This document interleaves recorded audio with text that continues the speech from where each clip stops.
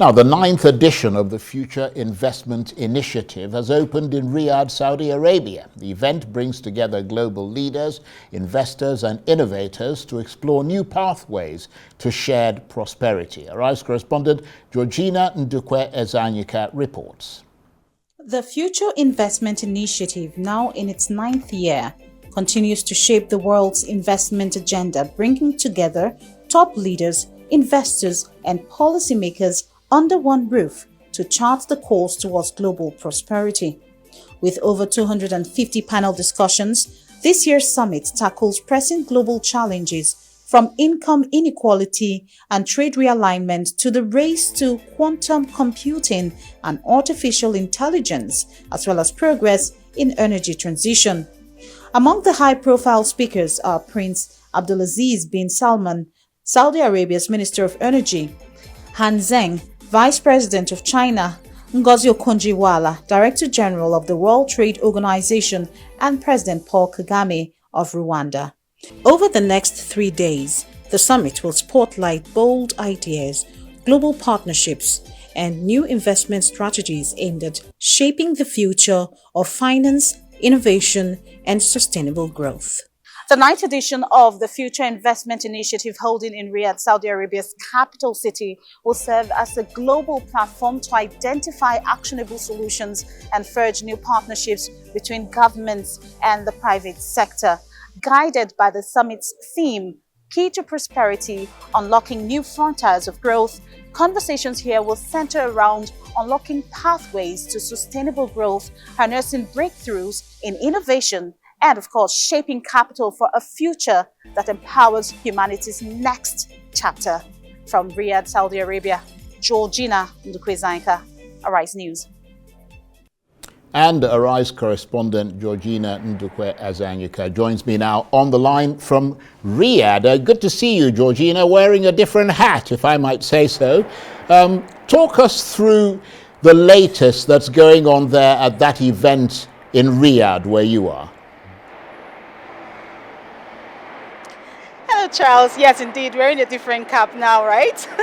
All right. So, yes, it's been a day of conversations, discussions among innovators, world leaders, and business people, or the private sector, if I may put it that way, on how they can chart a possible pathway towards inclusive prosperity for all, in the sense that there is a reduction in the gap between the rich and the poor, and possibly how AI, that is artificial intelligence, plays a role in this regard. So there have been a lot of conversation. We had panel discussions, we had fireside chats. Of course, we had a one-on-one interview with the Director General of the World Trade Organization, Dr. Ngozi Okonjo-Iweala, as well as the President and Chief Executive of the Dangote Group, Aliko Dangote, in our booth stationed at the conference here in Riyadh, Saudi Arabia. So many discussions, meetings, agreements, deals being made to ensure that we have increased investments in the world among policymakers, among the private sector as well as government. So the message is that all this category of decision makers come together to have some form of unity, collaboration to ensure that global prosperity is achieved. And I mean, it's called, I was reading somewhere that they call it Saudi Arabia's Davos in the Desert Economic Forum. I mean, that's because it's grown into, as you mentioned there, one of the world's most influential gatherings for leaders, innovators, investors, people shaping the global economy. But I mean, without making you repeat yourself, what exactly is it and why does it matter so much? All right, so according to a survey made by the Future Investment Initiative, they say that 2/3 of citizens of the world say that the world is not moving in the right direction, in the sense that there are no people living in better living conditions. The poverty is increasing even in the global south. And so the essence of this gathering is to ensure that this bridge, this gap between the rich and the poor is actually reduced. issues like, brought, I don't know if you understand what I mean, bridging the gap between the rich and the poor. And so collaborations is being pushed. The organizers are pushing for greater collaboration between governments and the private sector to increase investments, ensure infrastructure is, funding for infrastructure is made available for global south, that's underdeveloping countries. And this especially concerning Africa. We had top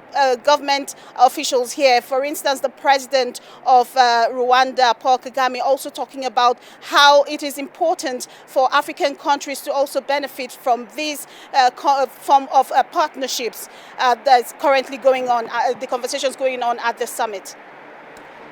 And of course, as you mentioned there, Georgina, I mean, I saw some of you interviewed Aliko Dangote, Africa's richest man. I saw Arise News also interviewing Ngozi Okonjo-Iweala, a number of leading business and economic figures there, Nigerian top shots and so on. So clearly a lot of networking, but as you mentioned, other key benefits. So we would be wrong if we thought of it as a big promo for Saudi Arabia. Oh, well, in as much as they said that Saudi Arabia is open for business, well, it also was an opportunity for, like I said, other countries who present here to also meet up with developed countries and see how they can, forge some form of relationship towards getting more funding for their countries. Now, Okonjo-Iweala talked about the fact that in spite of the tariffs that we had, the U.S. tariffs, that member countries of the World Trade Organization are still trading among themselves, even though the tariff actually affected the percentage of trading. For instance, as of last year it was 80%, but this year it reduced to 72%.